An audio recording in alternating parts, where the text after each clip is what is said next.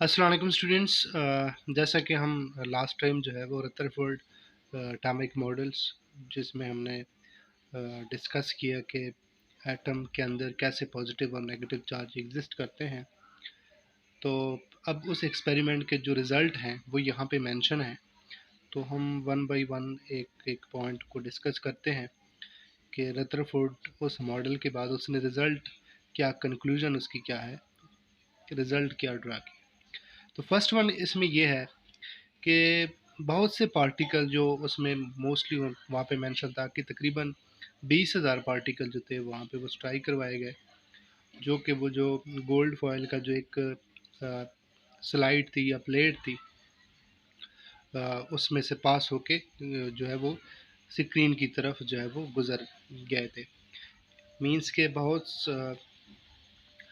सा जो हिस्सा होता है एटम का वो खाली होता है, एम्प्टी होता है। इस वजह से जो 20,000 में से बहुत से पार्टिकल उस एटम के ऊपर से गुजर गए थे और स्क्रीन तक जो है वो पहुंच गए थे। तो पहला पॉइंट इसका ये है कि जो ज़्यादातर हिस्सा है एटम का वो एम्प्टी होता है, खाली होता है। ठीक है। सेकंड पॉइंट इसका ये है कि उस एक्सपेरिमेंट में जो कुछ पार्टिकल, बहुत कम नंबर पार्टिकल का जो था वो डिफ्लेक्ट हो गया था। डिफ्लेक्शन, बहुत से कम पार्टिकल डिफ्लेक्ट हो गए थे। तो इससे साबित क्या होता है कि जो सेंटर है किसी एटम का, जो सेंटर होता है, जो न्यूक्लियस होता है, जिसके ऊपर पॉजिटिव चार्ज है, उसको क्या कहते हैं, वो बेसिकली वो न्यूक्लियस होता है। मीन्स कि एटम का जो सेंटर होता है उसके ऊपर नेगेटिव पॉजिटिव चार्ज होता है और उसको क्या कहते हैं, न्यूक्लियस कहते हैं। ठीक है। थर्ड पॉइंट ये है कि कुछ पार्टिकल जो थे वो एटम की न्यूक्लियस से टकराने के बाद जो है वो बाउंस हो गए थे। मीन्स दोबारा वहाँ से रिटर्न हो गए थे, वापस आ गए थे। तो इसका मतलब ये है कि लास्ट टाइम में मैंने डिस्कस किया था कि एटम का जो न्यूक्लियस होता है वो बहुत ज़्यादा हार्ड और डेंस होता है, जिसकी वजह से जो भी पार्टिकल इसके ऊपर टकराता है तो वो रिबाउंस होता है, वापस रिटर्न चला जाता है। फोर्थ पॉइंट इसमें यह है कि फ्यू पार्टिकल डिफ्लेक्ट होने से ये ज़ाहिर होता है कि जो एटम का जो न्यूक्लियस होता है उसका साइज़ बहुत ही छोटा होता है एज़ कम्पेयर टू, अगर हम एटम की साइज़ की बात करें। मीन्स कि एटम का साइज़ निस्बतन ज़्यादा होता है एज़ कम्पेयर टू जो एटम का न्यूक्लियस होता है। और एटम के न्यूक्लियस के कम साइज़ होने की वजह से बहुत कम नंबर पार्टिकल के जो थे वो डिफ्लेक्ट हो गए थे। ठीक है।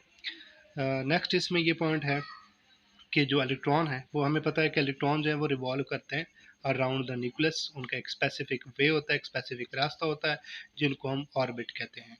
और उसी ऑर्बिट में इलेक्ट्रॉन एटम की न्यूक्लियस के गिर्द रिवॉल्व करते हैं। और न्यूक्लियस के अंदर प्रोटॉन और न्यूट्रॉन होते हैं। न्यूट्रॉन पे कोई चार्ज नहीं होता, प्रोटॉन पे पॉजिटिव चार्ज होता है। इस वजह से न्यूक्लियस के ऊपर ओवरऑल पॉजिटिव चार्ज होता है। ठीक है। और इलेक्ट्रॉन के ऊपर नेगेटिव चार्ज होता है और वो एटम की न्यूक्लियस के गिर्द ऑर्बिट में रिवॉल्व कर रहे होते, मूव कर रहे होते। नेक्स्ट पॉइंट इसमें यह है, ओवरऑल एटम जो होता है वो न्यूट्रल होता है, क्योंकि जितने नंबर ऑफ इलेक्ट्रॉन होते हैं मोस्टली उतने ही नंबर ऑफ प्रोटॉन होते हैं। तो पॉजिटिव चार्ज और नेगेटिव चार्ज मोस्टली सेम या इक्वल होते हैं। इस वजह से ओवरऑल एटम पे कोई चार्ज नहीं होता, न्यूट्रल होता है। ठीक है। नेक्स्ट इसमें अगर हम बात करें कि इलेक्ट्रॉन के अलावा जितने भी फंडामेंटल पार्टिकल हैं वो विद इन न्यूक्लियस पाए जाते हैं, और जिनको कहते हैं न्यूक्लॉन्स। ठीक है, न्यूक्लॉन इसको कहते हैं।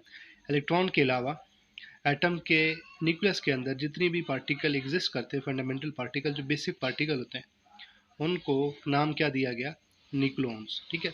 अब रदरफोर्ड के बारे में थोड़ा सा बता देता हूँ। रदरफोर्ड एक न्यूजीलैंड का एक कह लें कि एक साइंटिस्ट था। इसने ये रिज़ल्ट जो है वो ड्रा किए आफ्टर एक्सपेरिमेंट, और उसको नोबेल प्राइज़ भी मिला था केमिस्ट्री में 1908 में। ठीक है। 1908 में। ठीक है।